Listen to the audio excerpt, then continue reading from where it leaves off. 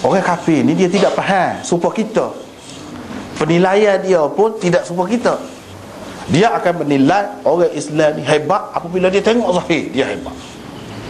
Untuk menimbulkan kegerunan di dalam hati mereka, kita perlu buat lagu ni. Oh, saya nak Umar kata kalau lagu tu bagus, tak apa kamu buat. Tengok, masing-masing royak. Dia tegur, ni royak alasan dia. Lepas tu bila royak alasan, munasabah boleh terima.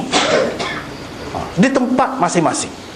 Kita kena tengok waktu pandang-pandang kita. Macam dia buat gitu di situ. Begitu siapa bila-bila pun ahli politik, orang-orang cerdik pandai dia guna teori tu, dia guna.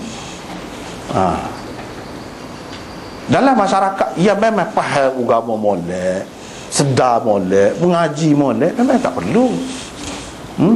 Tak perlu hebat dengan zahir ni, tak perlu. Sebab apa? Dia boleh menilai. Dia boleh menilai. Tapi dalam masyarakat yang tidak begitu, dia boleh terpedaya dengan zahir-zahir ni. Dengan sebab itu, untuk menimbulkan, misalnya kita kata, contohlah raja lah kita kata. Kalau raja buat seperti orang biasa, hilang kehebatan dia. Dia berjalan seperti orang biasa. Memang dari satu segi bagus kan. Tapi apa penasihat dia kata tak boleh buat lagu tu. Jangan tu aku buat lagu tu. Sebab apa? Sebab orang ramai ni terutama yang tak faham, yang ilmunya tak tinggi, yang tidak tahu selok-belok politik, dia jadi lagu lain. Dia hilang hormat. Bukan kita nak bela sistem lagu mana-mana, tak, cuma nak rakyat perasaan manusia ni, jiwa manusia tu. Ni kalau raja tu mari nak lalu, dia lalu tu kita kena ke tepi semua. Orang tak soal dia lagu mana, dia kurang lagu mana pun orang tak nampak kan. Cuba kalau dia pergi dengan orang ramai, dia kecak sepatah nampak lagi. Jadi hilang sikit terhakis kehormatan orang tu, penghormatan orang terhadap dia tu jadi kehilang. Jadi bila hilang, jadi tak ada lah. Mulalah nak jadi lagu lain.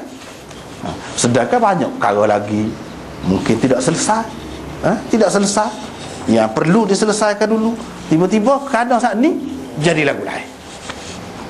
Dengan sebab itu, kalau zaman Sayyidina Umar dulu, Nabi dulu, tak perlu orang tengok muka dia tu nampak cerdik dah. Tapi adakah misalnya kita kata raja gitu semua? Tak kan?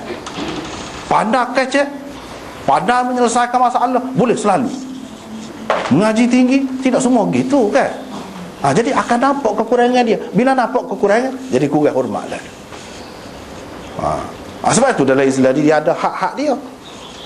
Benda ni sekarang ni boleh, sekarang ni dia tak boleh. Kalau lebih lagi dia jadi tak boleh. Jadi tak boleh. Sekarang ni boleh tengok aurat, lebih pada tu tak boleh. Sebab apa? Jadi tak ada hormat. Jatuh maruah. Dia perlu jaga untuk mengekalkan kuasa. Masing-masing cara lah. Molek kata molek itu soal lain. Itu. Tapi cara yang dipilih itu memang ada ambil kira benda-benda tadi. Ada pun Nabi, sahabat macam Sayyidina Umar tu, dia lain, memang dia hebat. Dan orang sekeliling dia tu pun faham molek. Dia tahu. Dengan merendah diri lagu tu, kau jadi mulia dia. Tapi dalam masyarakat sakit jiwa, jangan sampai buat gitu. Kita nak melerah bawah, lama-lama naik atas kepala kita. Dia tidak tahu kita ni siapa. Dia tak kerti menilai. Tapi kalau dalam masyarakat yang kerti menilai, bagus, buat lagu tu bagus. Hak ni tak serupa manusia. Kalau masyarakat Islam menilai Sayyidina Umar, bagus dia seorang khalifah, dia lagu tu tidur dalam masjid gitu je. Sayyidina Muawiyah tidak. Sebab apa? Memang orang nak bunuh dia. Zaman dia tu lain. Sehingga nak semaya tu, semaya adalah sangkar. Semaya adalah sangkar. Orang panggil maqsurah.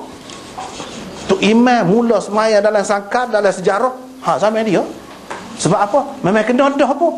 Sebelum pada tu kena tikan dah. Kalau semaya dalam sangkar, orang tak boleh lah nak tak boleh. Jadi makmum ni duduk di luar. Siapa setara tu kena jaga. Jadi kena ada jaga, kena ada pengawal gitu. Tidak salah dalam Islam. Sebab apa? Ada pemimpin Islam dulu telah buat belakang. Lagu ni pun ada, lagu ni pun ada. Dalam keadaan ni gini, dalam keadaan ni gini. Itulah bijak sana, luasnya Islam ni. Tapi kalau kita tak sepakat hak tu, rugilah kita. Sedangkan keadaan ni dia tidak serupa keadaan dunia ni. Tak serupa. Masyarakat tidak serupa. Tak apalah. Yang ke-8, orang alim atau pemimpin harus sentiasa memimpin anak buahnya. Macam Nabi SAW dalam bab gapo pun, dia akan tegur kalau tak kena. Dia akan royak. Kalau kain tu memang besar, moleklah selimut. Aku kata selimut molek tu kalau kain besar. Ni kalau kain kecil seperti kamu ni, kamu pakai gini. Tengok bimbingan dia. Ada semua. Bimbingan Nabi ni, dia sebagai hak tu pula kena tengok. Dia sebagai kamu. Sebagai tok guru dalam bab agama ni.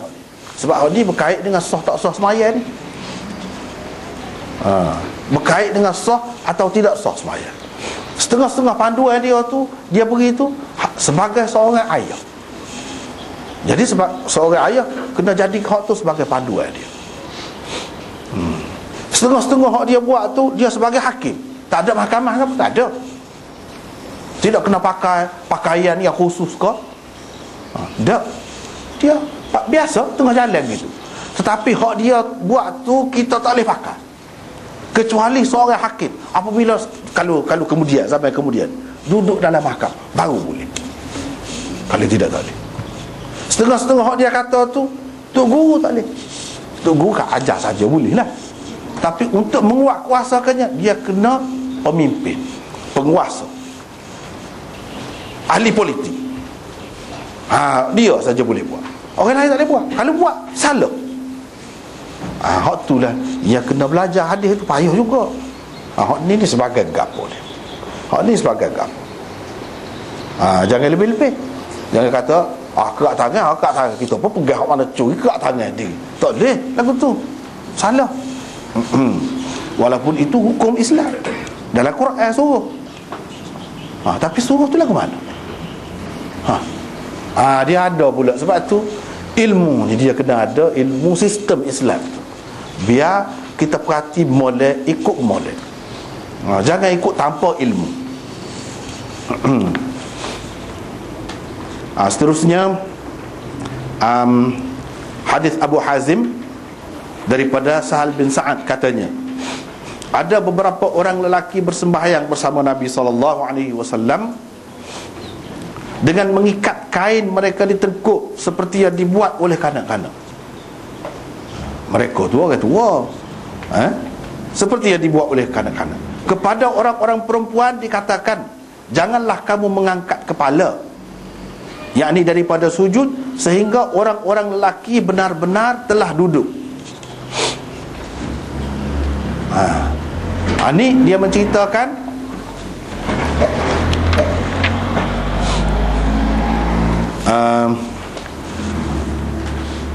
tentang sahabat-sahabat yang bersembahyang bersama Nabi ni dengan memakai kain-kain mereka ikat tekuk seperti budak-budak.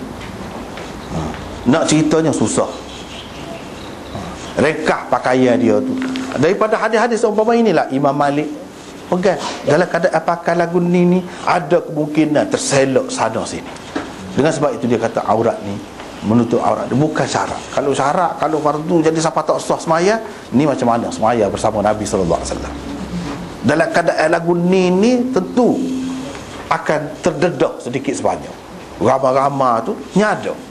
Tapi Nabi SAW tak ada pula secara khusus tanya ataupun bagi peringatan, beringat molek sikit, kena pegang molek kain tu, mungkin terbuka kan.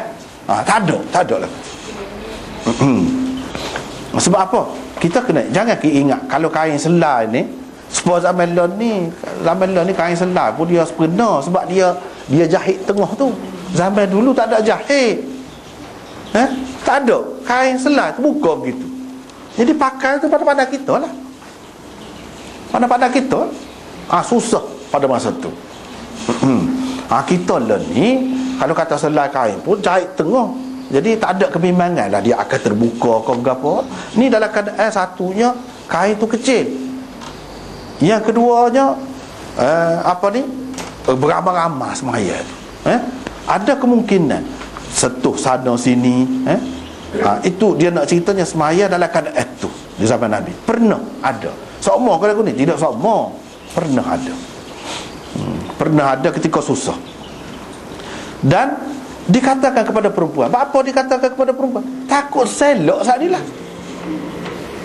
Itulah Imam Malik kata, ni sebenarnya aurat disuruh jaga betulnya aurat mughallazah tu je. Hak lain tu tidak itu mana.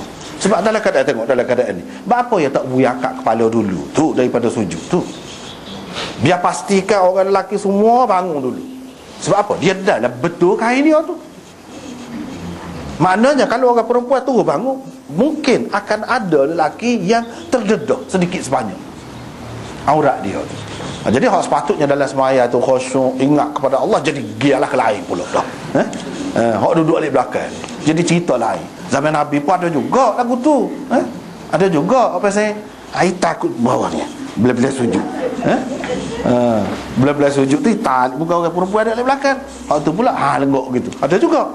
Sebab tu yang dia pesan ni. Lepas tu ada yang kata munafik. Ada tidak semesti munafik, jahil. Mula-mula Islam ni ada macam-macam. Ramai kan? Ada lagu tu, bukan semua. Ada lah lagu tu. Sebab itulah Nabi SAW kata sebaik-baik sah lelaki duduk depan, seburuk-buruk sah lelaki di belakang. Sebab dia ada kira-kira dah duduk di belakang tu. Bila-bila tu nak mengorak. Kita kata kalau bahasa kita ni, bila-bila tu dalam masjid tu boleh buat kerja lagu. Nyada lah orang dia tidak serupa tarah dia. Sebab tu Nabi kata gitu. Dan seburuk-buruk sah perempuan depan, sebaik-baiknya di belakang. Apa dia kata gitu? Hasan ni lah. Hak duduk depan tu dia lebih dekat dengan lelaki di belakang tu. Dia lebih dekat dengan lelaki di belakang. Dengan sebab itu, setengah-setengah ulama dalam mazhab Syafi'i, dia kata hak moleknya 10 sampai itu tu. 10 sampai itu masjid dia ni. Alik ni lelaki, kita katakanlah alik kanan lelaki, perempuan alik kiri. Dia letak dinding gitu. Lepas tu sah pertama perempuan pun sama dengan sah lelaki juga. Itu dari segi fik tinggi, dari segi fik nilai dia. Sebab apa? Perempuan pun akan dapat sah pertama juga lebih. Hak Nabi kata tadi seburuk-buruk sah pertama tu dalam keadaan perempuan duduk di belakang, dalam keadaan tak ada skrin ke apa, tak ada ke apa.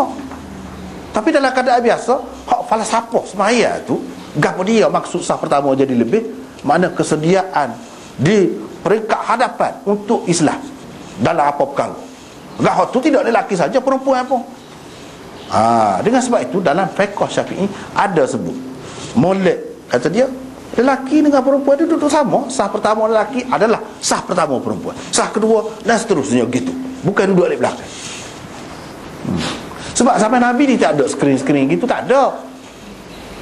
Tapi orang yang pegang berdasarkan zahir, dia kata sampai Nabi tak pernah ada duduk alik ni, alik kiri kau alik kanan kau sama sah lelaki dengan perempuan, tak pernah. Hak adanya alik belakang. Jadi dia kata hak tu kita nak.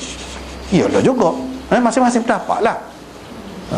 Tapi keadaan Allah ni dia buat ada tabir.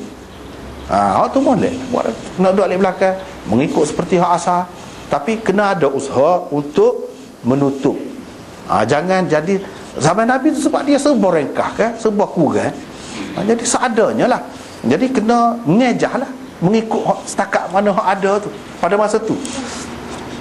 Jadi mana ada kemungkinan terdedah aurat tu. Sebab itulah yang dikatakan kepada orang perempuan, jangan angkat kepala selagi orang lelaki ni tidak duduk betul-betul. Lepas tu nak tahu mana? Agak-agak lah, agak-agak. Bila tu imam Allahu Akbar, bangun daripada sujud itu, agak-agak. Ada hak cepat, ada hak lambat. Kira hak lambat, hak tua sakit orang dah bangun dah. Kira-kiranya selesai bangun dah. Lepas tu baru kita orang perempuan dibangun. Jangan gaduh bangun dulu. Sebab apa? Kalau bangun boleh jadi ternampak. Situlah Imam Malik faham. Ada kemungkinan kan ternampak tu menunjukkan kalau ada sedikit sebanyak pun tak apa. Sebab Nabi tak ada wayak. Kalau siapa-siapa terdedah sikit, dia kena ulang semula. Tak ada lagu tu. Itulah pegangan dia hanya. Walaupun orang lain kata ni cerita dulu ketika susah. Memang ketika susah tu kat setakat mana yang boleh lah dimaafkan. Orang ramai-ramai dia, orang lain-lain. Tapi dalam keadaan senang mesti kena tutup. Kalau terdedah jadi tak sah sembahyang. Hak ni cerita lain.